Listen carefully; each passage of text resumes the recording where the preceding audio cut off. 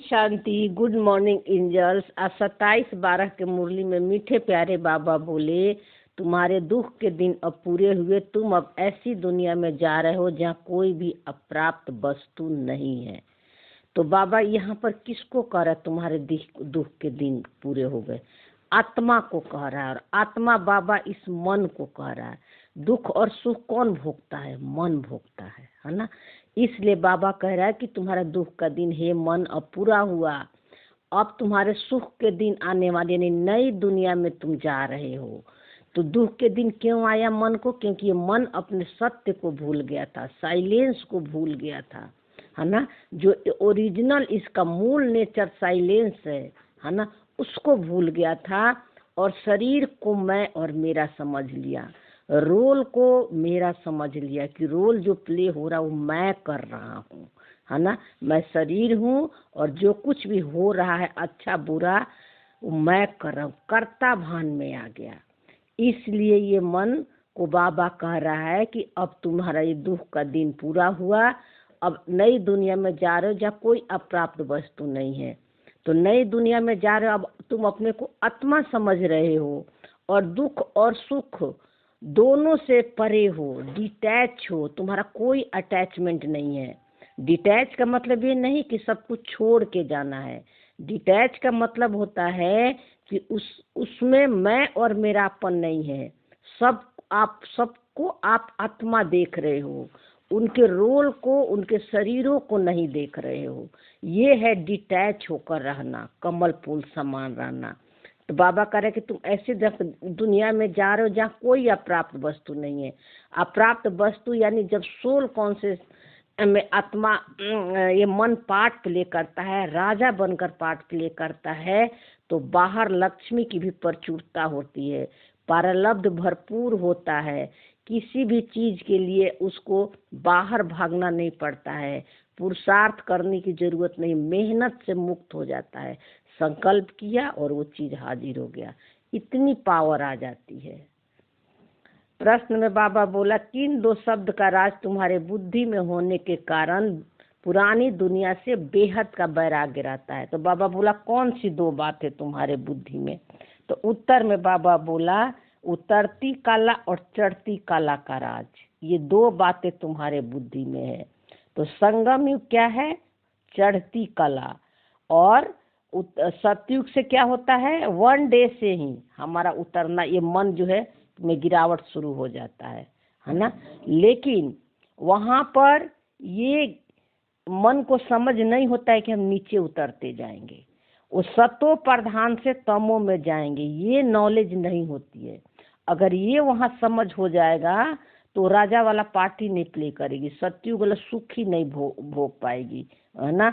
इसलिए ड्रामा ने ऐसा स्क्रिप्ट रचा है कि वहाँ मन को पता नहीं रहेगा कि हमारी अब उतरती कला शुरू हो गई, है ना। सतयुग से 1 डे से ही, क्योंकि मन पहले दिन से ही एक्टिव हो जाता है, उसका पार्ट शुरू हो जाता है। और सतयुग त्रेता में तो, सतयुग में तो पूरी सतो प्रधान में पार्ट प्ले करता है। त्रेता से थोड़ी थोड़ी आने लगती है न गिरावट, और द्वापर में तो पूरी तरह आ जाती है गिरावट, वो बॉडी कॉन्शियस में आ जाता है ना। लेकिन बाबा कहता है कि वहाँ ये भान नहीं होगा, स्मृति नहीं होगा कि हमारा उतरती कला है। तुम्हें ये बात तुम्हारे बुद्धि में है। अभी संगम युग पर दोनों का नॉलेज हमें मिलता है ना, कलयुग का भी और सतयुग का भी, ठीक है ना। तो अभी मन को पता चल गया है कि हमारी अभी चढ़ती कला है, हम तमो प्रधान से सतो प्रधान बन रहे हैं।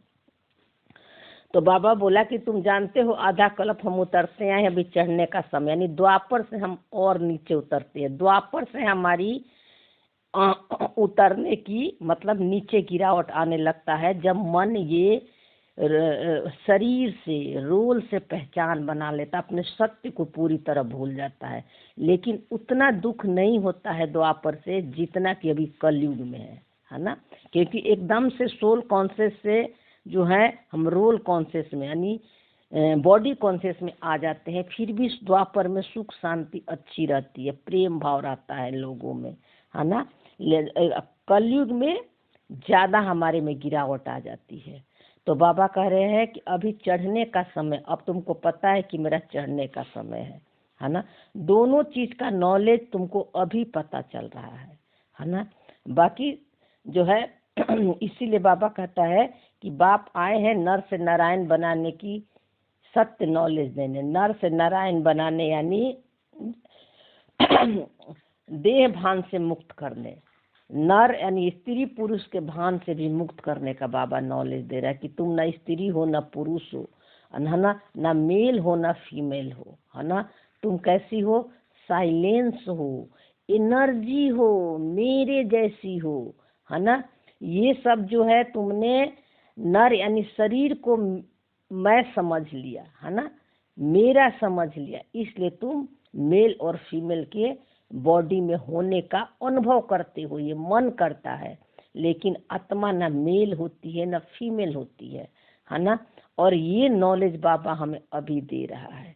सतयुग में मेल और फीमेल दोनों होंगे, लेकिन वहाँ आपको ये स्मृति नहीं रहेगा कि ये स्त्री है हम पुरुष हैं, है ना, क्योंकि वहाँ दोनों सोल कॉन्शियस में होंगे। देह का भान ही नहीं होगा। ये स्मृति हो जाएगी तब तो हम बॉडी कॉन्शियस में आ जाएंगे। इसलिए होंगे दोनों, लेकिन ये भान नहीं रहेगा कि हम स्त्री हैं और ये पुरुष है ना, क्योंकि सब सोल कॉन्शियस में रहेंगे, अपने सत्य में रहेंगे। ये नॉलेज बाबा अभी दे रहा है हमारे लिए। अब कलयुग पूरा हुआ, नई दुनिया में जाना, इसलिए बेहद का बैराग हमारे लिए कलयुग पूरा हुआ। मतलब बाबा इस मन को कह रहा है कि जब तुम ना कलयुग में हो ना सतयुग में हो, बीच में खड़े हो, है ना, संगम पर हो, है ना। तो अब हम कलयुग और सतयुग दोनों का नॉलेज अब मन को मिल रहा है, लेकिन अभी हम बीच में इसलिए हैं कि हम अपने को आत्मा समझ रहे हैं, है ना। जब हम आत्मा समझ रहे हैं, रोल से डिटैच हो रहे हैं, रोल का इफेक्ट धीरे धीरे कम होने लगेगा। कल बताए थे ना कि जो किरण का पार्ट है, रोल है, इसे टोटली डिटैच होगी, बिल्कुल इफेक्ट में नहीं आएगी, जीरो। जब इसका मतलब दुख लेना बंद हो जाएगा, तब इसका सतयुग वाला पार्ट खुलेगा इस मन का, है ना। इसलिए अभी हम ना कलयुग में है ना सतयुग में है, सुख और दुख दोनों को साक्षी होकर देख रहे हैं। इस दोनों से परे की स्थिति यानी परम धाम के स्थिति में अपने को सेट करके, है ना, किसी से हमें राग है ना देश है। अब आप परम धाम की स्थिति में हो, साइलेंस में हो, बाबा के साथ कंबाइंड हो, तो चाहे दुख का संकल्प आ रहा है, सुख का आ रहा है, आपको कोसी में इंटरेस्ट नहीं है। दुख के भी आ रहे हैं तो उसको रिजेक्ट कर रहे हो, ना उससे नफरत कर रहे हो, ना अब उसे चेंज कर रहे हो। और सुख के भी आ रहे हो तो उससे सुख नहीं ले रहे हो, दुख से दुख नहीं ले रहे हो, सुख से सुख नहीं ले रहे हो। तो इसी को कहते हैं कि अब तुम बेहद के वैराग्य में हो, यानी सब खेल को अब तुम साक्षी होकर देख रहे हो, ड्रामा से बाहर निकल गए हो, टाइम स्पेस से बाहर निकल गए हो, है ना। इसलिए अब हमें पता हो गया है कि ये सब ड्रामा ने रचा है, ये मेरा नहीं है, मैं इससे अलग हूँ। इसलिए बाबा कहता है कि अब तुम्हारे लिए नई दुनिया आ रही है ना। फिर गीत में बाबा बोला धीरज धर मनवा मनुआ। आज बाबा ने बोला इस मन को, बाबा आज मनुआ बोला है। ओम शांति। मीठे मीठे रूहानी बच्चों ने गीत सुना, रूहानी बाप बैठ समझाते हैं। यह एक ही पुरुषोत्तम संगम युग है, जबकि कलप कलप बाप आकर रूहानी बच्चों को पढ़ाते हैं। देखो बाबा यहाँ क्या बोला, एक ही पुरुषोत्तम संगम युग है, मतलब आत्मा एक ही है ना, आत्मा दो नहीं है ना। लेकिन और वो कौन है, दो आत्मा कब बन जाती है, जब ये रोल से पहचान बना लेती है ना। लेकिन जो मूल आत्मा है ना, वे को कभी जो है बॉडी लेती ही नहीं है, ये हमेशा ध्यान रखो। बाबा यहाँ बोला है यह एक ही पुरुषोत्तम संगम युग है, मतलब एक आत्मा ऐसी है, मूल आत्मा जिसको बोलते हैं, जो कभी बॉडी नहीं लेती है ना। जबकि कलप कलप बाप आकर रूहानी बच्चों को पढ़ाते हैं, राजयोग सिखाते हैं। इसलिए बाबा कहता है कि हर कलप बाद में आकर इस मन को पढ़ाता हूँ जो अपने इस मूल नेचर को भूल गया है। फिर बाबा बोला राजयोग सिखलाता हूँ। राजयोग सिखाने का मतलब अब इस मन जो संकल्पों का गुलाम बन गया है ना, आज इस आत्मा को मन चला रहा है ना। आज सब मन में फंसे हुए हैं ना, मन में जो भी संकल्प थॉट फीलिंग आ रहे हैं उसके पीछे सब भाग रहे हैं, जैसे मन कह रहा है उसके पीछे भाग रहे हैं, वही कर रहे हैं सब, है ना। तो बाबा कह रहे हैं कि तुमको राजयोग सिखलाता हूँ, यानी इस मन को राजा बनाने के लिए डिटैच कर देता हूँ रोल से। तो अब तुम रोल से कंबाइंड नहीं होकर बाबा के साथ कंबाइंड हो, है ना। बाप रूहानी बच्चों को कहते मनुआ अर्थात आत्मा, हे आत्मा धीरज धरो। मनुआ देखो इस मन को बाबा कर, बाबा खुद ही बोल रहा है ना, मनुआ अर्थात आत्मा, इसी मन को बाबा आत्मा कहता है। और इस जो ये जो मन है, ये जो कि रोल से पहचान बना लिया है, तो इसी मन को बाबा इसका सत्य दिखाने के लिए नॉलेज देता है ना। तो इसी मन को बाबा कह रहा है कि धीरज धरो, आत्माओं से बात कर रहा। कौन आत्मा से बात कर रहा? उस आत्मा से बात कर रहा है जो आत्मा बाप समान है ना, जिसका मूल नेचर साइलेंस है। बाबा उसी आत्मा को देखता है, उसी आत्मा से बात करता है। लेकिन ये मन जो रोल से पहचान बना लिया है, बाबा इस मन के जो रोल है ना, जो पार्ट एक्टिंग कर रही है ये मन, दुख का सुख का, है ना, राजा का, रानी का, गरीब का, अमीर का, जिसे मैं और मेरा लगा रही, बाबा को ये सब नहीं दिखता है। बाबा उस मन, उस आत्मा से बात कर रहा है जो आत्मा साइलेंस है, अपने मूल नेचर को भूल गया है। इसलिए बाबा उस मन को नॉलेज दे रहा है ना। तो हम अभी जो पुरुषार्थ कर रहे हैं, तो अपने को इसीलिए मन से भी अलग कर लिए हैं कि इस मन का नेचर साइलेंस था, है ना। अब इस मन में तो लेकिन अभी बहुत सारे संकल्प थॉट फीलिंग आ रहे हैं, है ना, उसके इफेक्ट में भी आ रहे हैं। तो बार बार हम इसीलिए याद दिलाते हैं कि ये मेरा नहीं है, ये मेरा नहीं है, ये मैं नहीं हूँ। तो एक दिन जब आप अपने संकल्पों से संस्कारों को पावर नहीं दोगे, क्योंकि आप कॉन्शियस हो, है ना, और संकल्प एनर्जी है, इस संकल्प में पावर नहीं है ना, तो धीरे धीरे ये मन, इसका जो मूल नेचर साइलेंस है, उस स्मृति में आ जाएगा, है ना। लेकिन सबका स्वयं पर यह डिपेंड करता है कि कौन कितना अपने मन से साक्षी हो रहा है। फिर बाबा बोला इस शरीर का मालिक आत्मा है। आत्मा कहती है मैं अविनाशी आत्मा हूँ। आत्मा इस शरीर का मालिक थी, है ना। और कौन आत्मा? जो आत्मा राजा के सीट पर बैठी हुई है, जो साइलेंस है, जो किसी कर्म इंद्रियां के प्रभाव में नहीं आती है, शरीर और रोल का भान नहीं था, उस मन को बाबा कह रहा है कि तुम इस शरीर के मालिक थे और तुम अजर अमर अविनाशी थे, और रोल से पहचान बना लेने के कारण तुम क्या करते हो? मैं मर जाऊंगी, आज मेरा शरीर छूट जाएगा, मैं मरने वाली हूँ, जो कि तुम अजर अमर अविनाशी हो। वो वाली आत्मा को बाबा बोल रहा है ना। तो उसको कह रहा है कि मैं अविनाशी आत्मा हूँ, यह मेरा शरीर विनाशी है। रूहानी बाप कहते हैं मैं एक ही बार कल्प के संगम पर आकर तुम बच्चों को धीरज देता हूँ। अब सुख के दिन आते हैं, अब दुख के रो नरक में है। अभी तुम दुख के रो नरक में हो, तो रो नरक कहीं बाहर नहीं है, रो नरक हमारा मन ही है।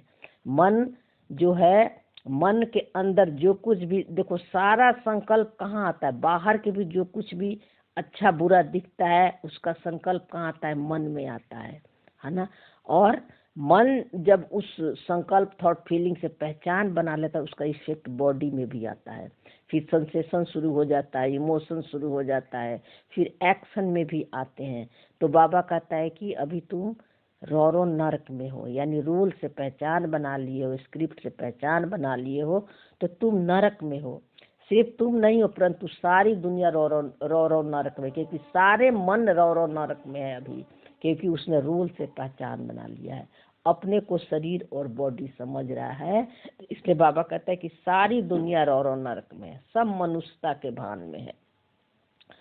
तुम जो मेरे बच्चे बने हो, रो नरक से निकलकर स्वर्ग में चल रहे हो। यानी जो मन अपने को आत्मा समझ रहा है और अपने को अशरीरी समझ रहा है, शरीर से रोल से जो मर गया है ना, कि मैं हूँ ही आत्मा, परमात्मा समान, तो वो उस बच्चों को बाबा कह रहा है कि तुम स्वर्ग में चल रहे हो। स्वर्ग जहाँ कोई भी चिंता फिकर दुख नहीं है, कोई कुंठा नहीं है, है ना। सोल कॉन्शियस की स्मृति है, उसको स्वर्ग कहते हैं। सतयुग त्रेता द्वापर पास हो गया, कलयुग भी तुम्हारे लिए पास हो जाएगा। तुम्हारे लिए पुरुषोत्तम संगम युग है, यानी पुरुष यानी पुरुषोत्तम का मतलब कि अपने को आत्मा समझना कि मैं आत्मा फर्स्ट पर्सन हूँ। असंकल्प थॉट फीलिंग आ रहे हैं, ये सेकंड पर्सन है, और बाहर जो है जो रोल सबके दिख रहे वो मेरे लिए थर्ड पर्सन है ना। लेकिन मैं आत्मा हूँ और ये दोनों मैं नहीं हूँ। हमारा जो संस्कार स्वभाव आ रहा संकल्प थॉट फीलिंग के रूप में, अब ये भी मैं नहीं हूँ, और बाहर के जो सीन सिंधी देख रहे दूसरे के भी स्वभाव संस्कार, वो भी वो नहीं है। वो भी जो है, वो भी उनका जो है स्क्रिप्ट है, रोल है ना, ड्रामा ने उनको दिया है। ये स्मृति अगर आपकी होते जाएगी तब आप पुरुषोत्तम संगम युग में हो। सबको आत्मा देखने की स्मृति आ जाए, उनके रोल को देखकर उनको जजमेंट नहीं करना है। आत्मा जब सत्व प्रधान बन जाएगी तो फिर ये शरीर छोड़ देगी। सत्व प्रधान आत्मा को सत्युग में नया शरीर चाहिए, क्योंकि तो सत्व प्रधान आत्मा कब ये शरीर छोड़ेगी? जब आप टोटली, है ना, जब ये मन टोटली अपने रोल के इफेक्ट में नहीं आएगा, है ना, ना दुख से ना सुख से, दोनों को साक्षी होकर देखेगा, है ना, तब ये शरीर जो है छूट जाएगा, शरीर को ये छोड़ देगा। लेकिन जब तक ये प्रभाव में आ रहा है ये मन, है ना, रोल के इफेक्ट में, तब तक जो है ये कलयुगी बॉडी से ही पार्ट प्ले करेगा। लेकिन अपने को आत्मा समझना है। जब टोटली डिटैच हो जाएगा, जीरो पहचान अपने रोल से, है ना, तब ये उसका पार्ट जो है सत्युग में खुलेगा, सत्व प्रधान हो जाएगा। फिर बाबा बोला तुम पुरुषार्थ कर रहे हो नर से नारायण बनने के लिए, ये सत्य नर से नारायण बनने की नॉलेज है। तुम पुरुषार्थ यानी पुरुष अर्थ में अपने को आत्मा समझ के अब तुम पुरुषार्थ कर रहे हो, और पुरुष मतलब आत्मा, अर्थ मतलब देखना, अपने सत्य की तरफ लाइट शाइन कर रहे हो। तो अब तुम नर से नारायण यानी ना, जो रोल का जो इफेक्ट है, प्रभाव है, उससे भी तुम उपराम हो गए हो, है ना। और ये है सत्यनारायण की कथा। सत्यनारायण की कथा जो स्थूल में सुनाते हैं वो नहीं है। सत्यनारायण की कथा अपने को आत्मा समझ के नर यानी शरीर और रोल से भी परे चले जाना, है ना। और ये है नारायण की कथा। तब ये मन जो है नारायण का पार्ट प्ले करेगा, मन ही करेगा। आज बाबा ने बोला है कि ब्रह्मा, सरस्वती, विष्णु, ये क्या बोलते हैं, कृष्ण और राधे, ये सब एक ही है। आज बाबा ने क्लियर कर दिया है, सब एक ही है, सब माइंड के स्टेजेज है। हम, है ना, आपको थोड़ा सा भी हिंट कर दे रहे हैं कि राधा कृष्ण कौन है, और विष्णु कौन है, लक्ष्मी नारायण कौन है, और सरस्वती कौन है। ठीक है, ऐसे तो धीरे धीरे आपको आएगी समझ में। ये कोई स्थूल और फिजिकल में नहीं है इस दुनिया में, ये हमारे मन के अंदर संकल्पों में है, सूक्ष्म रूप से। तो सबसे पहले देखो, राधा कृष्ण किसको कहते हैं, हमने शायद इसके पहले वाली में मुरली में एक्सप्लेन किए थे। राधा इस मन को कहते हैं, है ना। और जब ये मन, है ना, अपनी मूल नेचर जो इसको शांति और जो सुख था, है ना, जो इसका ओरिजिनल नेचर था, उस नेचर को पाने के लिए अभी ये मन पुरुषार्थ कर रहा है, उस प्रेम को पाने के लिए वो पुरुषार्थ कर रहा है।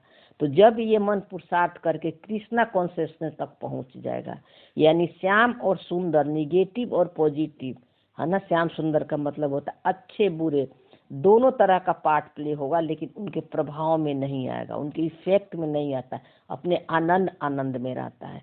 तो ये आपका कृष्णा कॉन्शियसनेस तक अब यही मन जो राधा था पुरुषार्थ करते करते कृष्णा कॉन्शियसनेस तक पहुंची है। ठीक है ना।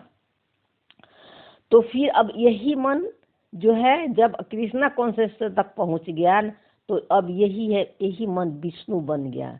विष्णु जिसमें एक भी 20 का प्रभाव नहीं है, 100% सोल कॉन्शियस की स्मृति हो गई, परमात्मा समान बन गया है। अब उसके पार्ट में रोल में कुछ भी आ रहा है, बेफिक्र बदसा है।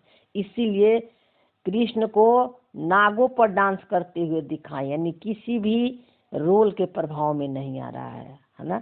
और विष्णु को सैया पर लेटा हुआ दिखाया हुआ है ना, एकदम बेफिक्र बच्चा, है ना। कुछ भी हो रहा है उसके इफेक्ट में नहीं है, चाहे बाहर हो रहा है, प्रकृति का कोई भी घमसान हो रहा है, आप हाँ आपदाएं आ रही है, या आपके मन के अंदर भी कोई आ रहा है, उसके कोई प्रभाव में आनंद आनंद में है। पांचों इंद्रियों के अभी इफेक्ट से वो डिटैच हो गए, इसीलिए 5 नग उन पर दिखाया हुआ फन करते हुए और पानी के सैया पर लेटे हुए, है ना। तो वो है विष्णु का स्टेज, ये मन ही है। कृष्ण से राधा पुरुषार्थ करते करते कृष्ण बना, कृष्ण कॉन्शियसनेस तक, फिर ये विष्णु कॉन्शियसनेस तक पहुंच गया। और जब ये विष्णु कॉन्शियसनेस तक पहुंच गया, जीरो पहचान, कोई इफेक्ट नहीं शरीर का, ना रोल का, ना इस दुनिया में रहते हुए, है ना। फिर ये मन जो है क्या करेगा, यही मन नारायण बन जाएगा, विष्णु कॉन्शियसनेस से नारायण बन जाएगा। यानी नारायण यानी जो जहाँ की अकारता असोचता भोक्ता बन जाएगा, नर नारी के भान से अलग, ये भी स्मृति नहीं रहेगी, पूरी तरह सोल कॉन्शियस हो जाएगा, है ना। तो यही मन नारायण बन जाएगा, और नारायण तो लक्ष्मी उसकी संगीनी बन जाएगी। फिर प्रचुर मात्रा में धन दौलत जो आप देख रहे हो, ये अपने आप आ जाएगा। जब आप सोल कॉन्शियस में होते हैं तो हमें फिर बाहर भागने की जरूरत नहीं है, क्योंकि बाबा बोलता है ना कि अभी के परलभ तुम सत्युग में भोगोगे। तो वहाँ होगा सब कुछ, लेकिन आपको भान नहीं होगा, है ना, क्योंकि आप अपने अंदर सोल कॉन्शियस की स्मृति में रहोगे, है ना। इसीलिए फिर वो लक्ष्मी की पारलभ, यानी इस सोने चांदी महल मकान पुष्प विमान, इसको ये सब होंगे, जो संकल्प करोगे वो हो जाएगा। इतने सोल कॉन्शियस में पावर होता है ना, ठीक है ना। फिर बाबा बोला, फिर जो है ब्रह्मा और सरस्वती, राधे कृष्ण समझ लिए, विष्णु समझ लिए, लक्ष्मी नारायण समझ लिए, अब आ जाओ आप ब्रह्मा सरस्वती। तो ब्रह्मा सरस्वती भी बाबा बोला है, आप पूरी मंडली पढ़ना, कि सरस्वती ब्रह्मा की बेटी लोग कहते हैं। क्यों कहते हैं? ये भी मन का ही स्टेज है। सरस्वती भी कोई स्थूल नहीं है जैसे मामा को लोग कहते हैं। मामा का मन जो है उस स्टेज तक पहुंच गया था, है ना। तो मामा को इस आप देखो ना, ये मामा जो है अगर स्थूल रूप में उनके पास धन दौलत इतना होता तो मामा तो आई थी, तो उनके पास कुछ भी नहीं था। तो शरीर देहधारी को सरस्वती नहीं बोलते हैं, जिसको मानते हैं ये लोग। ये भी मन का स्टेज है। जब ये मन ब्राह्मण से ब्रह्मा बन जाता है, यानी ज्ञानी माइंड हो जाता है ना। तो ज्ञानी माइंड हो जाता है तो जो उसके मुख से ज्ञान निकलेगा पूरे विश्व में फैलेगा। जैसे ब्रह्मा बाबा ने पूरा अपने ज्ञान को मन को बाबा को समर्पण कर दिया, और उनके मुख से जो भी परमात्मा का ज्ञान निकला वो पूरे विश्व में फैल गया। ज्ञानी माइंड को हम सरस्वती बोलते हैं, है ना। ज्ञानी माइंड को हम सरस्वती बोलते हैं, ठीक है ना। तो अब इसी को भक्ति मार्ग में दिखा दिया है कि ये सरस्वती ब्रह्मा की बेटी है ना। ये भी मन का ही स्टेज है, सब मन की स्टेज है। अभी आपके संकल्पों में है ये सब सूक्ष्म रूप से, है ना। बाहर दुनिया में ना कभी हैं, ना होंगे, न थे, है ना। जब होंगे, है ना, देवी देवता वाला ड्रेस भी पहनेंगे, उस टाइम उनको भान ही नहीं होगा, ये सब चीज़ों का स्मृति नहीं होगा, है ना। ये सब क्यों अभी बाबा बताता है, क्योंकि इस मन को अभी सब समझ दे देता, अभी भाषा है, लैंग्वेज है ना। इसलिए इस मन को बाबा ये सारे ज्ञान रत्नों से श्रृंगार कर देता है। लेकिन आगे जो कुछ भी होगा आपको जो है ये स्मृति नहीं रहेगी, है ना। तो इसीलिए बाबा इन सबों के बारे में आज बताया है। वो फिर मीठे मीठे शकीले दे बच्चों प्रति माता पिता बाप दादा का याद प्यार और गुड मॉर्निंग। रूहानी बाप की रूहानी बच्चों को नमस्ते। हम रूहानी बच्चों के रूहानी बाप दादा को याद प्यार गुड मॉर्निंग और नमस्ते। सुप्रिया बाबा धारणा के पॉइंट में बताया बाबा, पहली पॉइंट में बाप जो संपूर्ण पावन बनाने की प्रतिज्ञा, इसे तोड़ना नहीं है।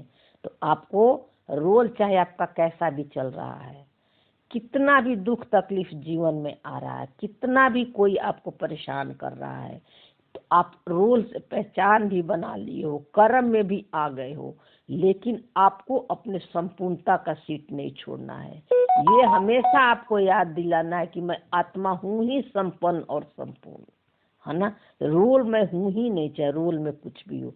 तो ये आपको प्रतिज्ञा करना है। बाबा बोला है ना, तोड़ना नहीं है। तो कहाँ टूटता है? जब हम रोल के इफेक्ट में आ जाते हैं, है ना। फिर बहुत बहुत परहेज रखने, अपना चार्ट देखना। बहुत बहुत परहेज का मतलब बहुत अटेंशन रखना है ना। और सारा दिन चार्ट रखना, यानी जो कुछ भी संकल्प थॉट फीलिंग आ रहे हैं, मैं नहीं हुए, मैं नहीं हुए, मेरा नहीं है, मेरा नहीं, ये है चार्ट रखना। हमारे में कोई अवगुण तो नहीं है। अवगुण यानी कहीं हम रोल से पहचान तो नहीं बना लिए हैं, और रोल से पहचान बनाकर उसमें मैं और मेरा तो नहीं लगा रहे। रोल तो आएगा ही, कलयुग में कलयुग के ही संस्कार आएंगे। फिर दूसरी पॉइंट में बाबा बोला, गॉडली यूनिवर्सिटी में कभी भी अपसेंट नहीं होना है। सुख धाम का मालिक बनने की ऊंची पढ़ाई एक दिन भी मिस नहीं करना है।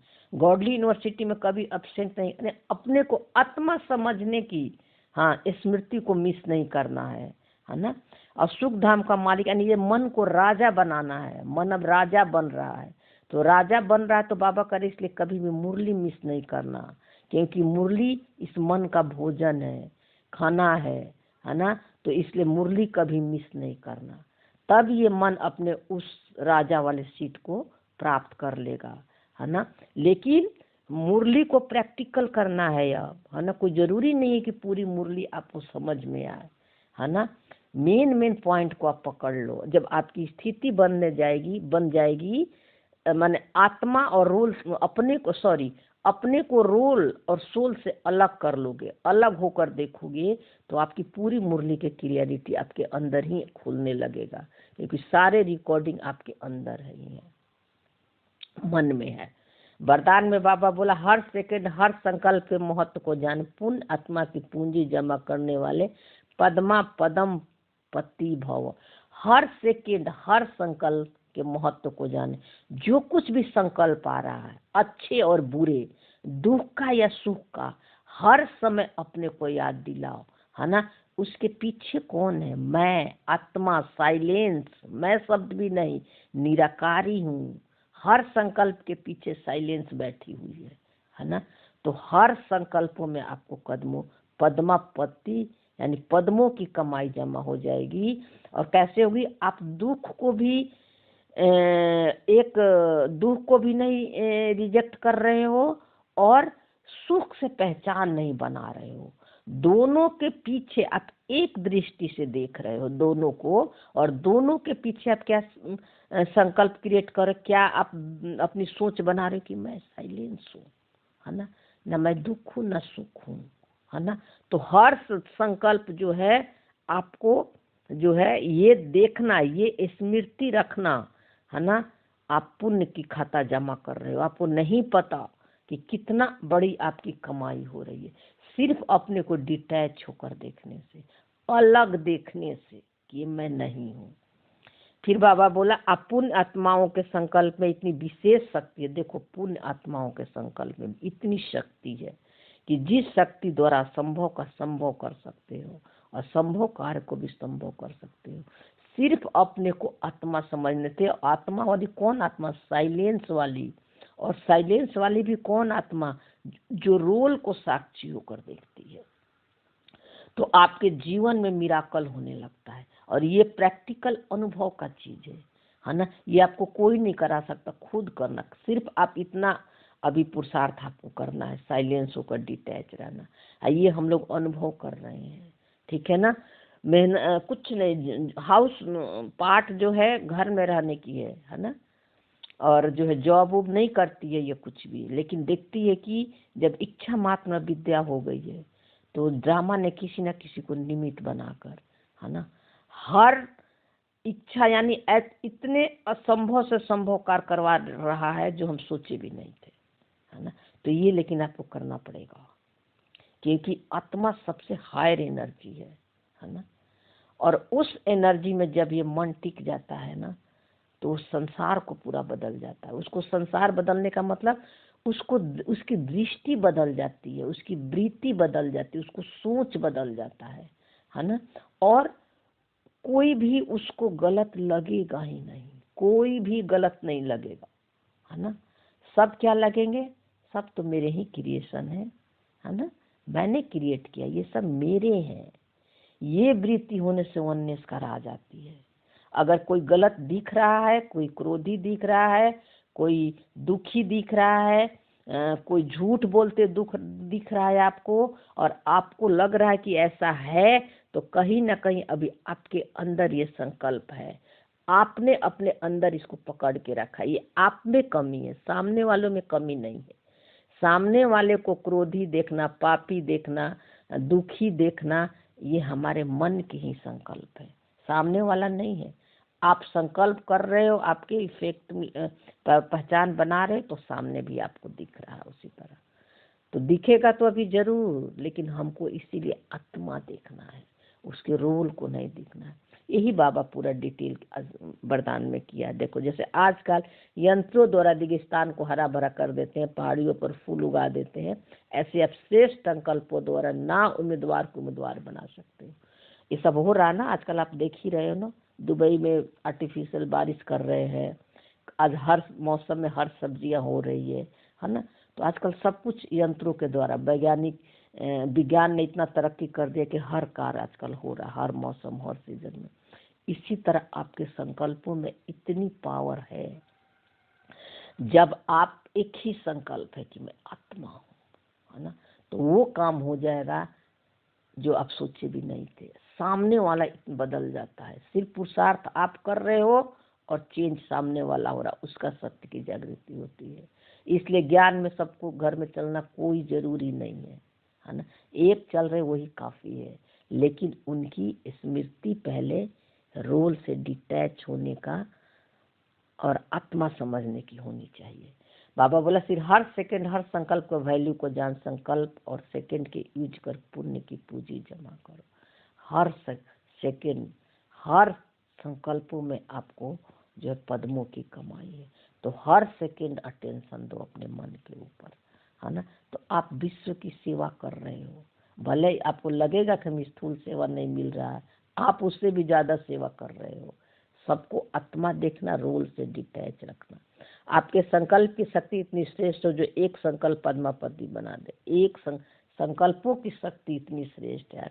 और संकल्प की शक्ति क्या है कि मैं आत्मा हूँ, परमात्मा समान हूँ, साइलेंस हूँ।